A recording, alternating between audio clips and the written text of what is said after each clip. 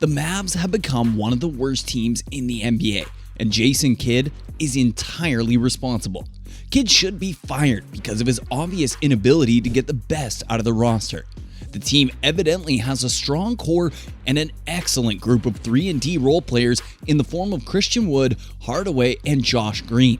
Failing to make the playoffs with a beast like Luka is quite frankly inexcusable.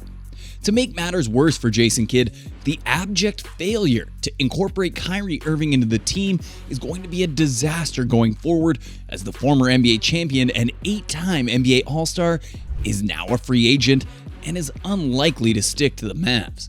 Yikes. Despite high expectations, the Mavericks have been unable to make significant progress in the Western Conference, with their current record placing them in a disappointing 11th place. How does a team like the Kings suddenly turn into a top 3 team in the West while Kyrie and Doncic duo is completely out of the picture? Many fans and analysts believe a change in coaching is necessary to unlock the full potential of this team. Another concern regarding Kidd's coaching style is his perceived lack of adaptability and tactical awareness. Critics have accused him of being too rigid and unwilling to adjust his game plan, leading to a lack of creativity and unpredictability in the Mavericks' plays. More often than not, the Mavericks have struggled in close games, with Kidd often making questionable decisions that have cost them victories. This lack of flexibility and strategic disability is a significant drawback for a head coach, particularly in a league as competitive as the NBA. Plus, Kidd's communication and management skills have also been heavily scrutinized by the media. Reports suggest that he has had strained relationships with some of his players, including Luka Doncic, which has created a negative atmosphere in the locker room. Kidd's management style, which is said to be confrontational and abrasive, may be directly contributing to the Mavericks' underperformance. Obviously, a coach's relationship with the team is crucial, and a lack of cohesion and trust can lead to a stressful environment that undermines performance on the court. Another point of contention regarding Kidd's leadership is his apparent failure to develop the team's young players. While Doncic has continued to excel, other players on the roster have shown little progress under Kidd's guidance. Many believe that a coach's ability to nurture young talent is crucial to the long-term success of a team. This is exactly why teams like the Rockets and Pelicans love tanking their games in order to draft the number 1 pick, such as Zion Williamson, and build for the future. By failing to develop the Mavericks' younger players, Jason Kidd is hindering the team's growth and limiting their potential. Lastly, some argue that Kidd's coaching style is outdated and not in line with current NBA trends. In recent years, there's been a greater emphasis on player development, advanced analytics, and innovation in coaching strategies. Kidd's traditional approach cannot compete with the more modern and innovative coaches in the league. His perceived lack of adaptability, poor communication skills, and inability to develop young talent are just a few of the concerns that have been raised. Ultimately, it is up to the Mavericks management to decide whether Kidd is the right person to lead the team forward. Another issue that has been raised regarding Kidd's coaching tenure with the Mavericks is his lack of experience.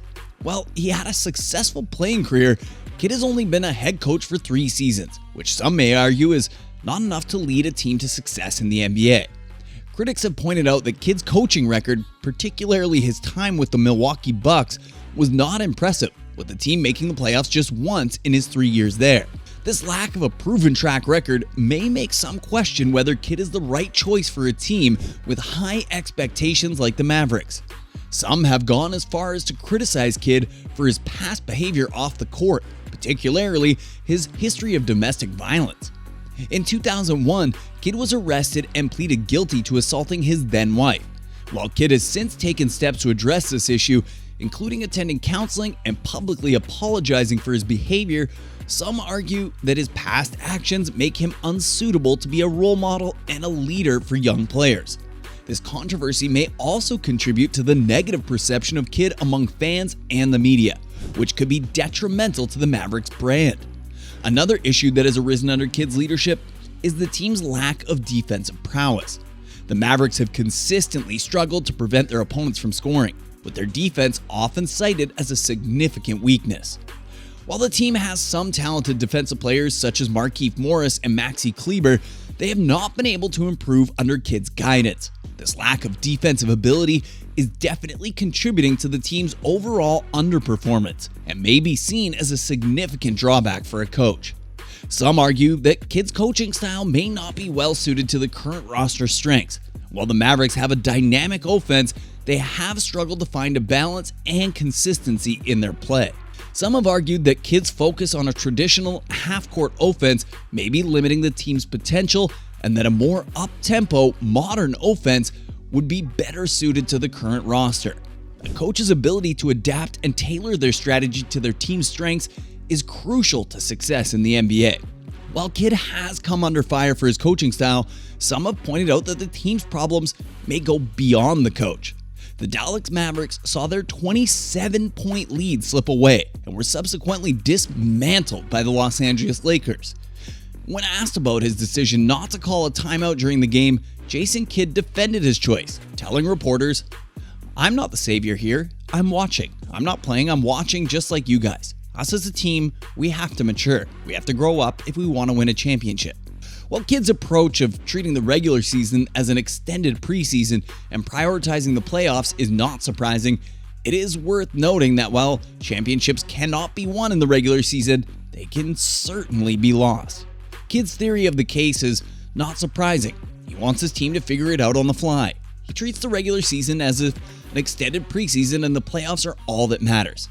But while championships can't be won in regular season, they can be lost. Here's a clip where Kidd calls the players kids and goes on to say, "There's no coaching. There's nothing that you can do but go through it and learn.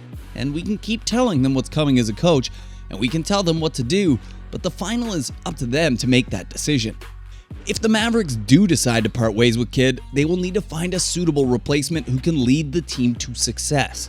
The team's front office will need to consider a range of factors, including the team's playing style, the strengths and weaknesses of the roster, and the organization's long-term goals.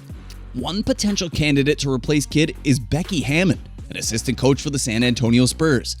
Hammon has been widely praised for her coaching ability and has been touted as a potential head coach in the NBA.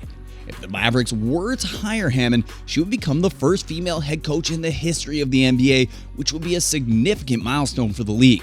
Another potential candidate is Jason Terry, a former Mavericks player who's expressed interest in coaching. Terry is well respected in the Mavericks organization and has had a good understanding of the team's playing style and culture. He also has experience coaching in the NBA G League, which could be an advantage. Ultimately, whoever the Mavericks choose as their next head coach will need to be able to motivate and inspire the team to reach its full potential. The Mavericks certainly have a talented roster with the potential to be a championship contender, but they need the right leader to guide them to success. Time will tell if Kidd is the right person for the job or whether a change in leadership is necessary to bring the Mavericks back to their winning ways. So there you have it, folks. Time will tell if the Mavs can recover back from the downward spiral. And if you've made it this far, don't forget to drop a like and hit that subscribe button for more awesome playoff content. Hoopla signing out.